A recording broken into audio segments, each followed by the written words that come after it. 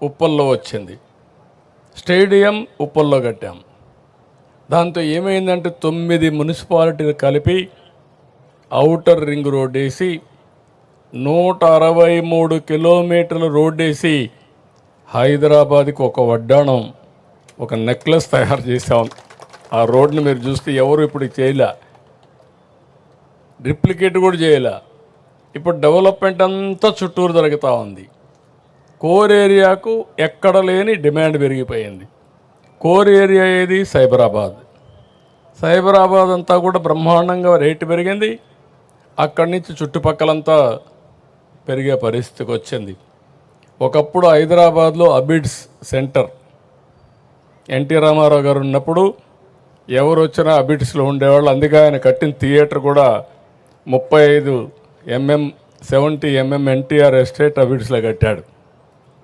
తర్వాత Jubilee hills, Banjara hills వచ్చింది, తర్వాత జూబ్లీ హిల్స్ వచ్చింది, తర్వాత సైబరాబాద్ వచ్చింది. సైబరాబాద్ వచ్చిన తర్వాత అబిడ్స్ని మర్చిపోయారు. ఇప్పుడు హైదరాబాద్ ఏదో పాత నగరం అయిపోయింది. అంటే ఈరోజు రాబోయే రోజుల్లో విజయవాడ, గుంటూరున్న, తెనాలున్న ఫ్యూచర్ సిటీ అమరావతి. ఇది seat of power, seat of governance. ఇది గవర్నెన్స్ ఇక్కడి నుంచి రన్ అవుతుంది. ఇది అయిన తర్వాత మొత్తం పెరగకపోతే మనం కూడా ఇది ఒక మున్సిపాలిటీ మారిగా ఉంటుంది. మీరు అందరూ గుర్తుపెట్టుకోవాలి. దీనికి విలువ పెరగాలంటే కంటిన్యూగా సపోర్టింగ్ ఇన్ఫ్రాస్ట్రక్చర్ రావాలి. హైదరాబాద్లో ఇన్నర్ రింగ్ రోడ్ వచ్చింది, ఔటర్ రింగ్ రోడ్ వచ్చింది, సిటీ నుంచి కొన్ని రోడ్లన్నీ కనెక్టివిటీ వచ్చాయి. అక్కడ సరిగా చేయలేకపోయాం, బిల్డింగ్లన్నీ కట్ చేయలేం. కాబట్టి ఇక్కడ బిల్డింగ్లు కట్ చేయాల్సిన అవసరం లేదు, ప్లెయిన్ ల్యాండ్ ఉంది. సింగపూర్ ఇచ్చిన ప్లానింగ్ మీరు చూస్తే one of the best plan. Seed capital, seed, దీని తర్వాత ఏరియా, ఈ ఏరియా కోర్ క్యాపిటల్, ఆ తర్వాత ఏరియా మొత్తం కలిసి సిఆర్డిఏ ఏరియా మొత్తం రీజియన్ తీసుకొచ్చారు.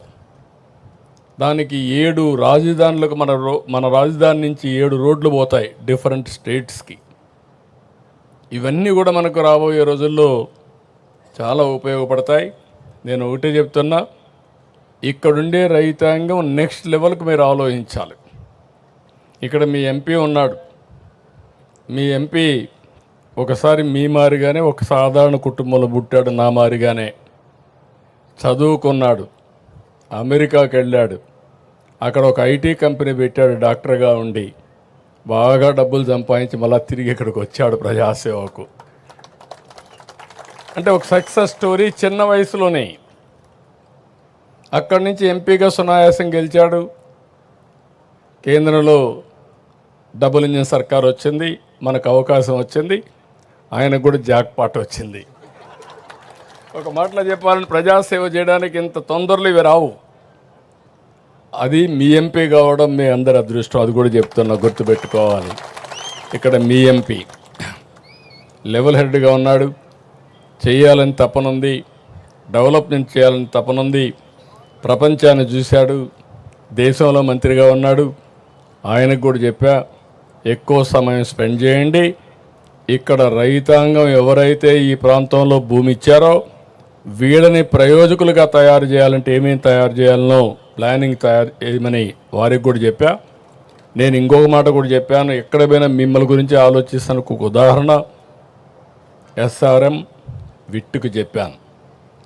నేను ఎప్పుడు చెప్పేవాడిని, ఒకప్పుడు హైదరాబాద్లో మీరు చూస్తే ఎక్కువ భూమి పేదవాళ్ళకు ఉండేటివి. నేను పదే చెప్పేవాడిని, మీరు భూమి అమ్మద్దండి, అమ్మేస్తే తక్కువ దొరకబోతుంది, దీని విలువ పెరుగుతుంది, మీరు పెట్టుకోమని చెప్పేవాడిని. కొంతమంది సరే అవసరాలు లేకుండా తెలియని తరం కూడా ఉండి అమ్మేవాళ్ళు. అమ్మితే డబ్బులు వస్తే ఏం చేయాలో తెలిసేది కాదు. అంత మునుపు 50,000, 30,000, 10,000 రూపాయలు అమ్మే ఎకరా 4 కోట్లు 5 కోట్లు అమ్మితే ఆ డబ్బులు ఎక్కడ పెట్టుకోవాలో తెలిసేది కదా. అప్పట్లోనే గోని సంచుల్లో పెట్టుకునేవాళ్ళు. నేను ఎప్పుడూ ఎగ్జాంపుల్ చెప్పేవాడిని,